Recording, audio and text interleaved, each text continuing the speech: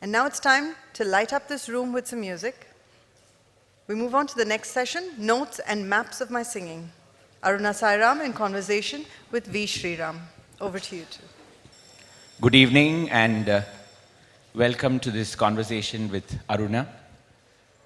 There are musicians who sing. There are some who communicate and you wish they did not sing. And there are very few who sing and communicate. Aruna is one of those musicians. But it cannot be forgotten that Aruna was considered to be a bit of an alien import into Carnatic music, somebody from Bombay. Not exactly Mylapore, not Tanjavur, not Musiri or Ariyakudi. And so let's begin with asking Aruna about her earliest memories in music and whether it was South Indian music or something else. Well, my earliest memories go back to our little apartment in Bombay. So it was a very simple little apartment in Bombay that I have memories of in Matunga. My father hailed from Tiruvallur, mother from Trichy, but as a young couple, they were able to start life in Bombay because my dad was working for the Central Railway. Certain things are very clear in my mind, how particularly my mother used to start the day. For her, Krishna was everything. Living Krishna, speaking Krishna, eating Krishna, that kind of photo. But it's not that she was a simple, very middle-class housewife. So while doing her chores, she'd be singing songs. That's what I remember. Or paatu paadi kaam kelama. I thought I'll sing you something. The true Aruna hallmark of communicating via music, please.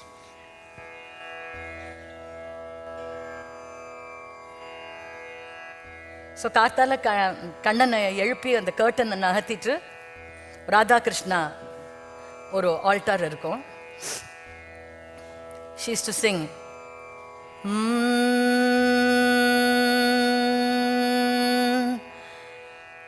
जागो बंसीवारे ललना जागो मोरे प्यारे रजनी बीती भोर भयो है कंकण के zone कारे गोपी दही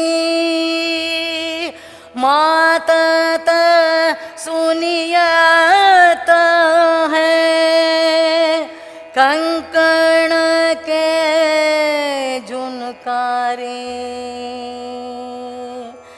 जागो बंसी मारे ललना जागो मोरे प्यारे. This is how she would start the whole day. I was just thinking about how so much of our South Indian households began with music in the morning. My grandmother used to sing too, but immediately after that there'd be a loud fight with the servant maid that would make us all forget the music that had come earlier. I'm sure in your household it was quite different. Well, we couldn't afford the servants, so that's probably why we didn't have those little scuffles, but yes. But it's interesting that you sang a Hindi bhajan. So we haven't as yet looked at Carnatic music, or is this one of your a traditional piece, or how would you classify this? Well, to my mind as a child, it never appeared that this was non-South Indian.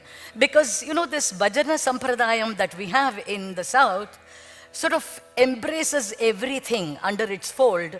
So you had a Meera Bhajan, you had an Ashtapadi, you had an Abhang, you had a Kabir Dasar, you had, because my mother would sing this and then immediately she would say, Uttishta, Uttishta, He Govinda, Uttishta Garuda Dhvaja, Uttishta Kamala Kanta, Trailokyam Mangalam Kuru. So the slogam pointer ko. So there was no border between Hindi or Tamil or Telugu or Sanskrit. Adu theriyala, to my mind. That's wonderful, and I think that perhaps accounts for your love of different kinds of music that you strive to present in your concerts. I have also read that both your mother Rajalakshmi and your father Sethuraman were very fond of hosting musicians in the house, and that even though it was a tiny flat, that your house always had a visiting musician or two from various parts of the country. I'm sure that would have had an impact on your music as well as you were growing up. Yeah, those memories are very strong because come Saturday or Sunday, which is when my dad would be at home, I would see one or the other musician because usually kacheris will be during the weekends. So that in the door, I will be the one to run and open the door, and then I would find maybe G.N. Balasubramaniam sir with his troupe of musicians, or Arikudi Ramanujayengar. Did you count the spoons after Ariyakudi left the house? Oh, I didn't know about that. What was that? Every time he came home, he would help himself liberally to whatever was available in the household. This is the story that I have heard. So generally, if you heard Ariyakudi was coming, you locked all your valuables and sat on it and didn't get up till he had left the place. Oh, luckily. Well, as I said earlier, we didn't run the risk of losing much in any case. I'm sorry I interrupted you there. No, it's nice to have those little interludes. Wonderful. Typical of you, Sriram. Thanks. So, T.R. Mahalingam would come, Balasaraswati Amma, M.S. Amma. Now, you might wonder, enna periya, enna Lad Labakdasa, alladu Jameena, ipdi vande, vara varam to host all these people, na adella unnume illa. As I told you, Bombay la, there were no hotels, no restaurants. It was difficult to come by decent food and healthy food. So our house was like a go-to place, and you were always welcomed with a simple meal. My mother was a decent cook. So people would come and just pile on, and then of course there would be conversations about music, there would be jokes. They would start as very innocent jokes, and then slowly it would veer towards the non-vegetarian ones, when my mother would sternly look at me and ask me to leave the room so that I'm not privy to those moments. So, it was a fun kind of a growing up time. You mentioned Mali. I'm sure you must be having colorful memories of that genius flautist when he came and stayed in your house. Would you like to share some of your memories of that? Yeah, Mali sir had this very quaint way of talking to people. When you met him in public or more so in private, he had a strange reaction every time my mother would enter the room. After all, as I said, there were only 3 rooms. And there was this little living room where he would be sitting and reading a newspaper, and my mother would come in with a cup of coffee.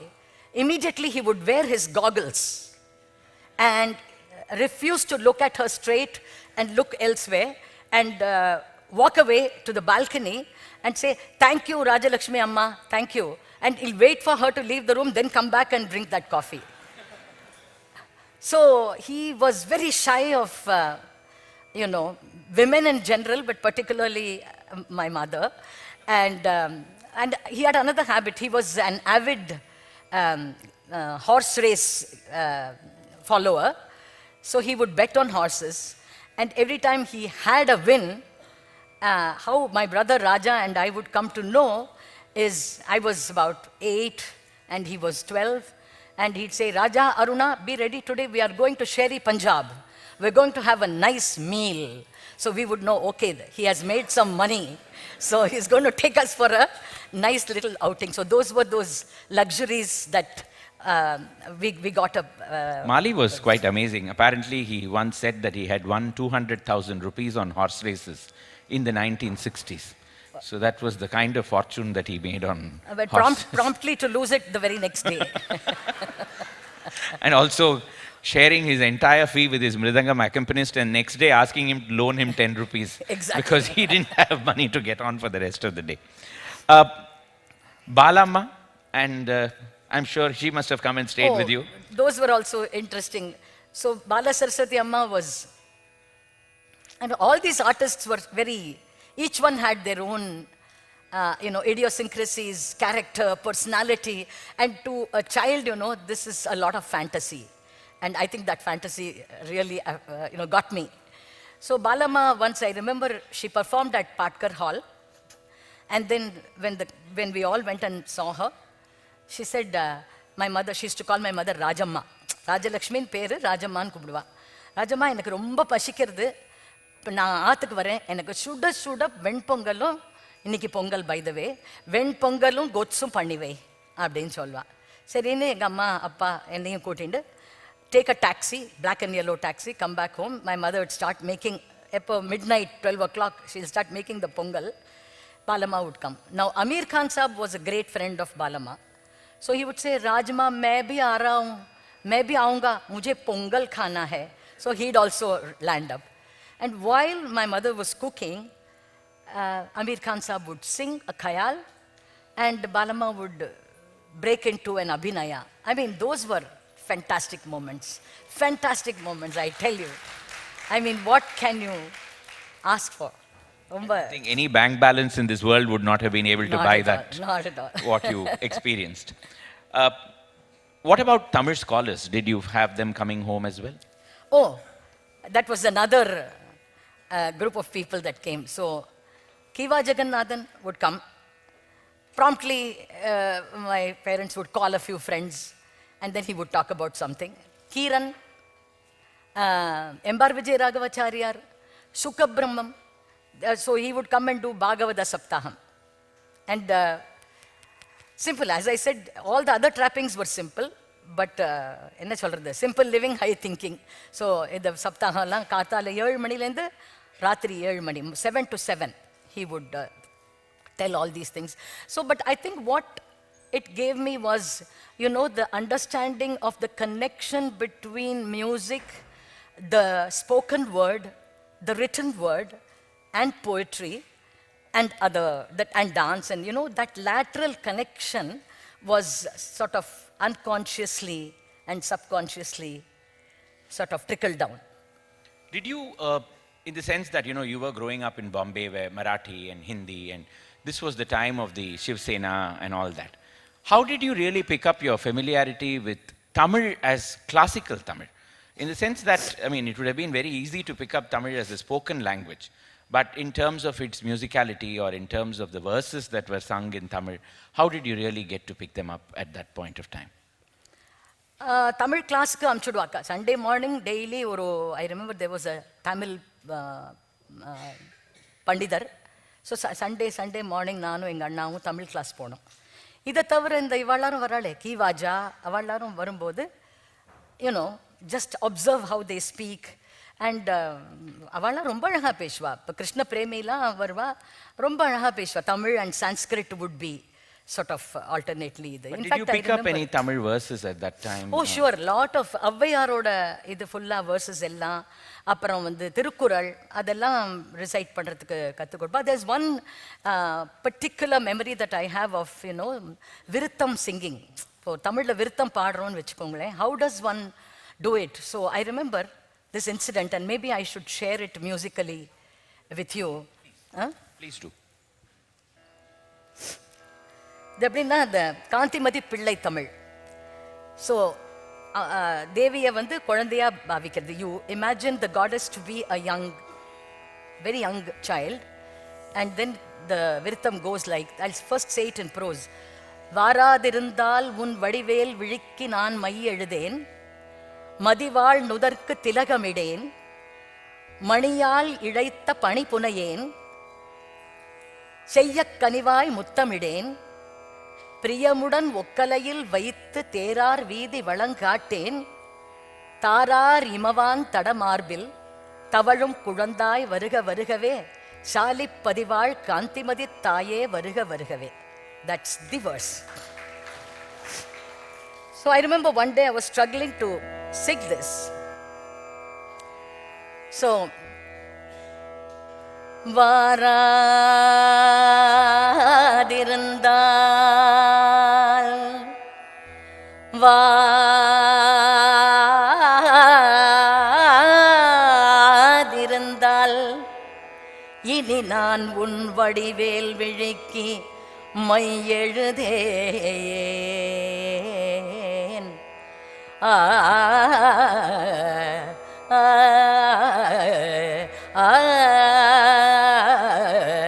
Ah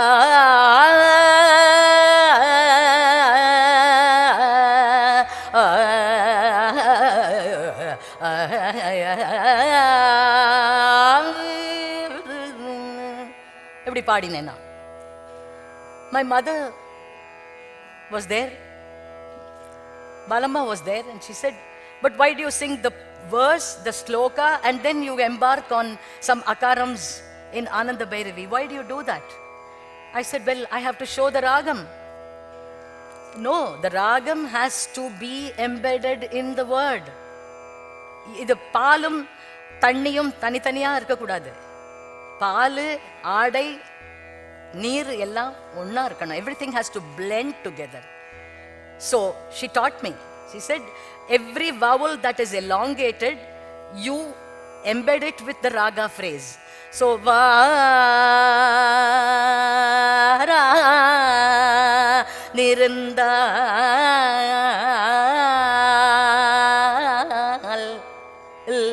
il short. It is hrisva. It is a very short consonant. So you don't dwell on it. No, because then you are accentuating the wrong place. So you have to learn any song, any poetry, first learn to say it before you sing it. That was the lesson.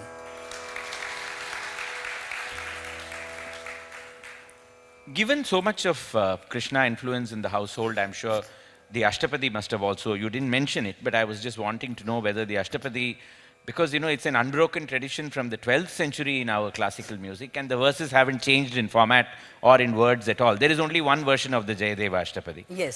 So, were you familiar with that? And were there any other verses of that kind, of stretching back to great antiquity, that you learned during this period? Oh yes, a lot. Ashtapadi, all the 24 Ashtapadis used to be sung. As I said, this Bhajana Sampradayam was a great, another influence that was going on all the time.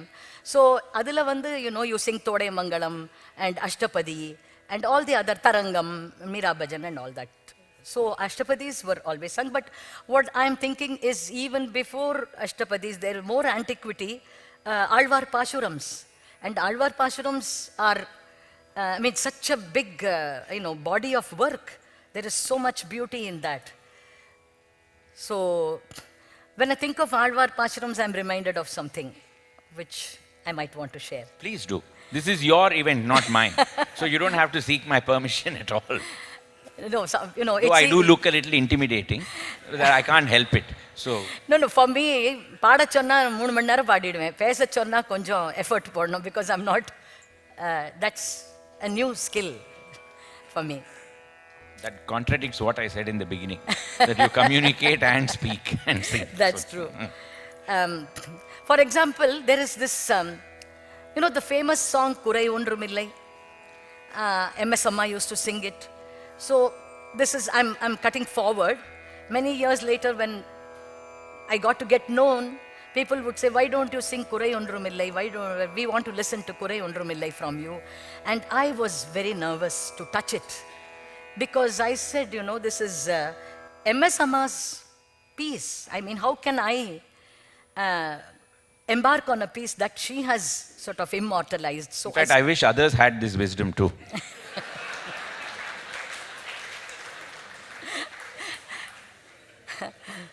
Well, my wisdom was short-lived, but for a reason.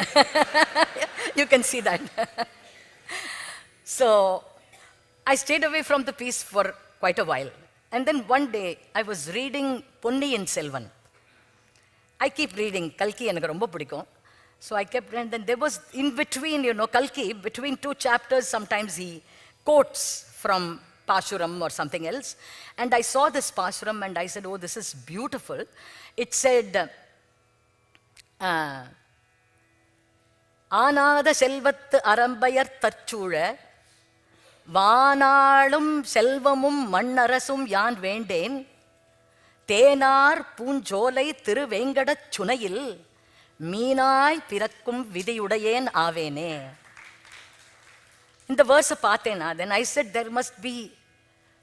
this must be part of a series. So immediately went and started researching, and this is one of 10 Pashurams written by Kulasekara Alvar. So there was another one that matches this, which says, செடியாய வல்வினைகள் தீர்க்கும் திருமாலே நெடியானே நின் கோயிலின் வாசல் அடியாரும் வானவரும் அரம்பையரும் கிடந்து எங்கும் நின் கோயிலின் வாசல் படியாய் கிடந்து நின் பவளவாய் காண்பேனே அப்படின்னு. This was the next verse. Immediately I said, okay, why don't I do this? So I would sing the first verse like,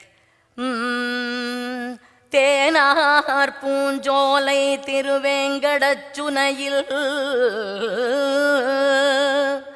மீனாய் பிறக்கும் விதியுடையேன் ஆவேனே. மீனாய் பிறக்கும் விதியுடையேன் ஆவேனே.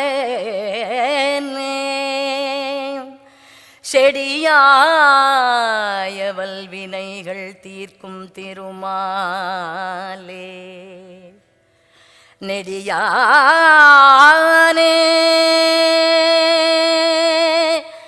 நின் கோயிலின் வாசல் படியாய் கிடந்து நின் பவளவாய் காண்பேனே. மீனாய் பிறந்தாலும்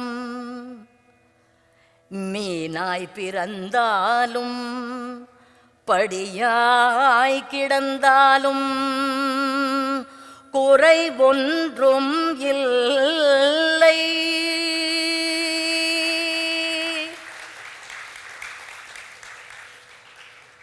குறை ஒன்றும் இல்லை. So after that I would embark on the song and it would acquire a new dimension, you know. So, you know, there is this great ability in our poetry to, in a minute, gobble up all those centuries in between and merge. That I find is fascinating. Absolutely. And I think the works of the Alvars are fascinating in themselves. This is Kulasekara Alvar. My personal favorite is Thirumangai at Thirukannamangai, where after composing the 10 verses, the last verse he says that people should learn to sing these 10 verses. Then he tells the Perumal, you can also learn to sing these and you will also benefit from them. We have left out your formidable guru so far in this conversation, Brindamma. I think it's time to bring her into the story. So what kind of an influence was she? Was she as fearsome as what we knew her, with her baleful look, with that tobacco eternally stuffed into the corner of her mouth, a woman of few words, and as Vishwanath Iyer once said, "Then olga paadra ana naakla arvamane vechindruka." So that kind of, was she that kind of a person, or what was she like when you learnt music from her? Well, I think when it was moments when she had to assert herself or safeguard her sort of privacy, she was like that. She was a difficult person in terms of being very private, but I was, again, being a child, you know, you can get away with anything. That's one thing that is very easy. So Brindamma used to spend time with us. College, Mudichuttu Carnatic College, March, April, May, June, nearly 4 months she would come and stay with us. Again, I don't know what we deserved, what I deserved particularly. My parents did all the work and I was the lucky beneficiary of all of that she would actually come and stay with us. Unbelievable, but she did. And we had a little ritual. Every evening, 4 maniki she would plait my hair. Enna tadavi, talayela pinni vidva. So that was our moment, bonding moment.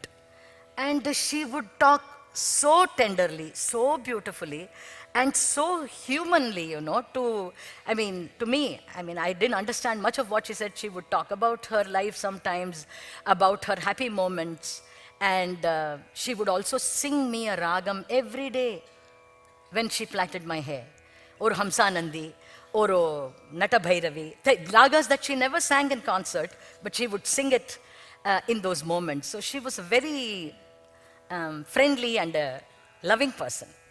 And I think she also had a great rapport with your husband, Sai, Oh. who's here in the audience. Yes. Because he's told me stories that you have never told me before. Sure, So- that is true. I was married when I was 18. I always tell Sai that was child marriage actually, and I was tricked into it. But I must say that despite all your stardom, he's the only normal spouse of a Carnatic musician, male spouse of a Carnatic musician I have seen. Anyway. Thank you.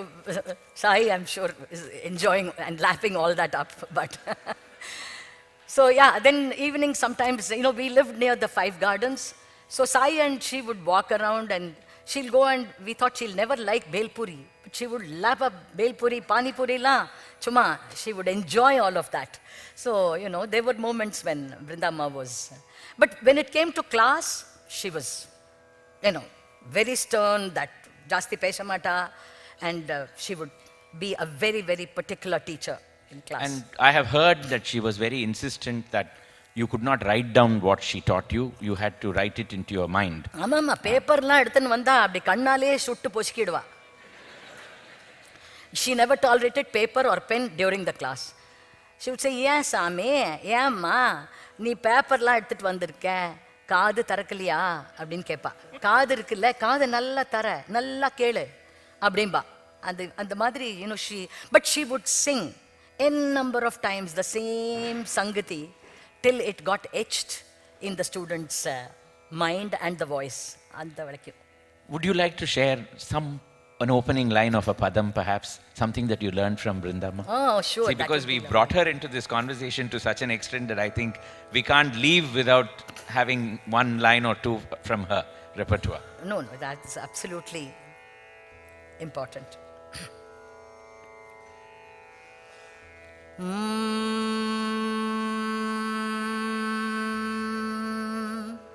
ಕ್ಷೇತ್ರಜ್ಞ ಪದಂ ಪಯ್ಯದ ಪೈಮೇದೆ Jerry.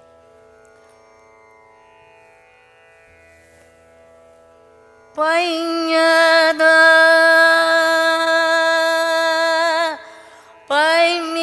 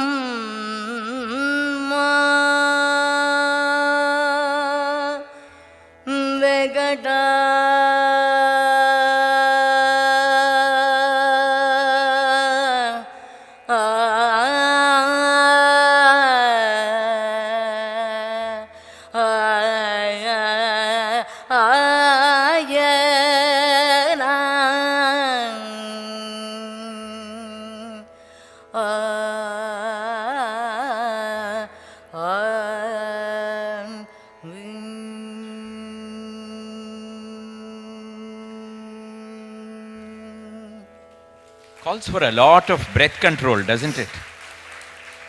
Yeah, this is, what they call, we have something called Madhyama Layam, Durita Layam, which is fast. Madhyama Layam is middle tempo. Vilambita Layam, which is slow. This is Ati Vilambita Layam. They're very stretched out. So you had to be really good in your Surathara Pudichanda Nikano, Much Agano. But I think that was the training that helped me to do all the other things that I later embarked on, because it gave me that training. You had a number of other gurus as well. I think since we spoke about Vrindama, perhaps There was Bombay Ramachandran who came from that particular line itself. But I think there were several others, Yeah. other Yeah, influences. many other influences because Brindama, after a point, couldn't travel too much and she was sort of slowing down. Bombay Ramachandran sir, same Bani, he was also a student of Brindama's and he taught me the most important thing I think was how to do Neraval.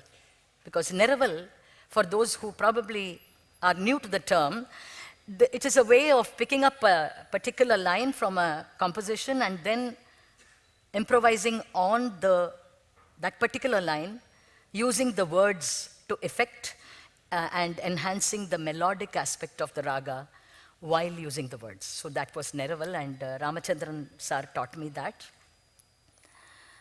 There was A.S. Mani. A.S. Mani was a disciple of Tiger Vardacharya. From him, I think the most important thing I got was, you know, we do something called Swara Kalpana. Swara Kalpana is when you extemporize using the names of the swaras. And A.S. Mani sort of opened my mind to how you can do a Swara Kalpana, avartanam after avartanam. And I quote from what I remember he telling me, he would say, Swaram paadradhu vandu premeditated irukka kudadu. It should be the ala, samudra ala eppadi ala alaya varado, and the madri ala alaya swaram varano. I'll translate that. He would say that the waves of the ocean as they come, one after the other, one finishes and the other comes. That is how your Swara Kalpana should unfold. And then you are a real musician. And he taught me a kind of a methodology, or if I may say so, of shifting my mind to that level of getting into that space. Then we had a combination of Neraval and Swaram, which is T.R. Subramaniam, who Yeah. I think also was a great influence on your music for some time. Yeah, T.R. Subramaniam taught me how to compose and render pallavis.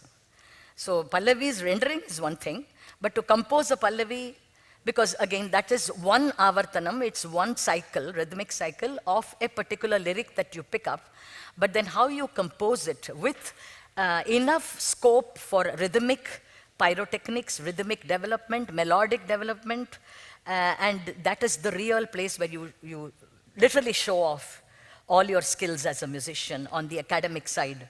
So TRS taught me that.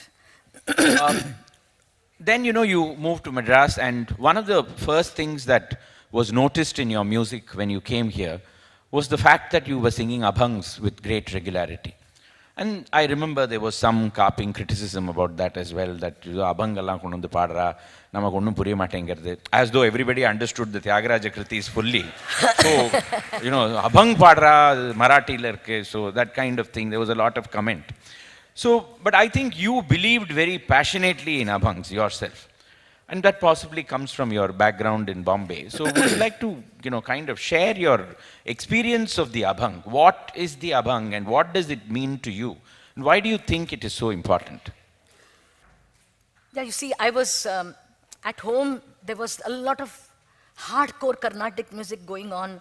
Ragam, Tanam, Pallavi, Neraval, Swaram, Muthuswami, Dikshitar, Shama Shastri, all the heavy duty academic musical stuff. And then when I would go on step into the street, I would have these, even as I alighted the steps in in that little flat complex that we were living in, there used to be an alcove where the Ramas, you know, Ramas are people who do day labor in the houses of people. And they would be singing abhangs. Singing abhangs like simple things, you know. Kandamula bhaji. Kandamula bhaji, avagi vita bai maji, lasuna mirachi kotambiri, yauda zala majahari, kandamula bhaji. The meaning is vengayam, kottamali, poondu. Idella enoda vitala. Eppadi? Lasuna mirachi kottamali, pacha molahala, enoda Gopal, அந்த மாதிரி எல்லாம் கூட abhangs இருக்கு, which is folk tradition. So I used to listen to that as I stepped out of the house. If I boarded a train, a local train, then there would be these porters who would bring out their dolaks and have those white caps, and they would be singing abhangs. Then I would go to Shanmukhananda and I would hear Bhimsen Joshi singing the same abhang but in a highly classical way. So it was, kind of there in my consciousness all the time. So I thought it to be the most natural thing to sing, and the Bhajana Sampradayam, of course, is there. And I think it kind of abhang starts off that inclusivity in bhakti movement, because in abhang you have people who were cobblers, tailors, maid servants, they all composed abhangs. Yeah. See, And Namdev was a tailor. Sant Jnanadev was from a very erudite Brahmin family. This, the one who composed Kandamula Bhaji is Savata Mali. He was a gardener. Then you had Gora Kumbar, who was a potter. Then you had Sakubai and Janabai. Janabai was a domestic help in the house of Namadev. Namadeve ஏழை, அவருக்கே உண்மை கிடையாது. அவ வீட்டில் domestic help Janabai. அவ ஒரு பாட்டு பாடியிருக்கா, दलिता कांडिता तुझ गायीन अनंता, दलिता कांडिता तुझ गायीन अनंता, गायीन அதாவது இடிக்கிறச்சே குதிக்கிறச்சே அந்த உரல்ல இடிக்கிறச்சே எல்லாம் I want to think of விட்டலா அப்படின்னு அது ஒரு abhang. So they were. What is very interesting is that what is often forgotten is that Carnatic music had a lot of abhang tradition in it. In the very Mishra Chapu, Kanta Chapu, Sitalam, they all come from the Maharashtrian Bhajana Paddhati. Absolutely. And Tyagaraja in his Prahlada Bhakti Vijayam pays obeisance to all the Marathi saints whom he knew, because whom he had heard of. So that's kind of it gets, I think you're singing an abhang brings back the roots of classical music in a very big way, back to the concert platform. I noticed that you have brought your mother's castanets there. Oh, yes. So we are not going to let you go away without, and that child there is fidgeting with that 15-minute, 10-minute board already. Okay, so I have to now So how much ask, time do we have now? She'll only answer through the board. So that is inclusive of the question session, isn't it? She's nodded. So we wind up after this and then we throw it open to the questions. So I brought the chipla that my mother used to use every day when she sang her bhajans. And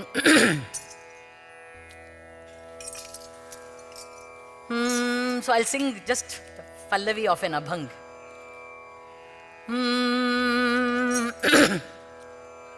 Sant Namdev.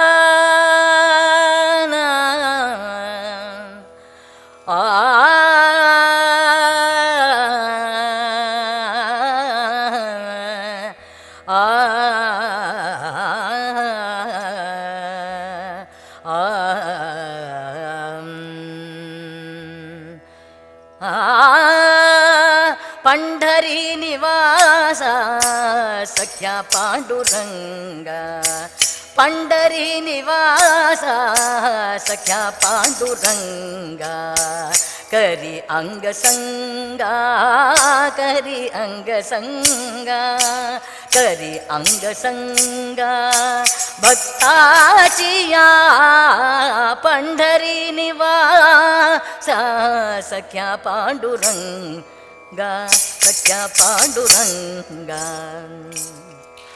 You know, I have never seen a castanet up close, and it's now only I realize how difficult it is to use it and to perform. Absolutely. I have heard, I think you should share this story with the audience, because I have heard it from you. Before we wind up, your mother's last act in life was to sing and to perform before Krishna, and she passed away with that. I think you should share that with the audience, because we should know about that, you know. Yeah, she used to do Radha Kalyanam every year in the month of January in the house. So the previous day she had decorated and everything. For Radha Kalyanam you have, murukku, tatta, cheeda, lende ellam panni vechu, sambandhi exchange ku poda veshti vaangi vechu, and the madri it's a full production. எல்லாம் ready பண்ணி வச்சுட்டு she went to sleep. Next morning was the Radha Kalyanam. Everybody was supposed to come home, about 50, 60, 100 people. And she never got up the next morning. And my dad made the customary cup of tea for her. She had it without sugar. And he went and waked her, Rajama, Rajama. And in the movies, Lala Varume. And Mari just, the hand just, she was no more. But she must have been. I think So it was, she was in a happy place. She was in a happy place, I think. and it was a life dedicated to Krishna, so it ended Absolutely. with service to Krishna Avladhan. in a way. Just like a flower. Not a problem. I think many of the saints would have envied her fate Yeah. and would have wanted to go that way. We are now open to questions. No personal memories or statements or theological debates. A question would be most welcome. The training and the special training that you took, an experience you had in Europe, Yes. which you described last year in Partha Sabha. Oh, okay. So that thing, can you talk about it? Sure. I will briefly touch upon it, though. I mean, you're referring to the voice training that I had. So that was another yet part of my journey, because I always felt the need to be able to use my voice more and more in a easy and a fruitful manner. And yeah, I somehow, I used to go to Germany to teach for a semester, and the Madrila, and searching, I landed up at the house of one Mr. Eugene Rabin, who is a voice expert, and he actually coaches opera singers in Germany.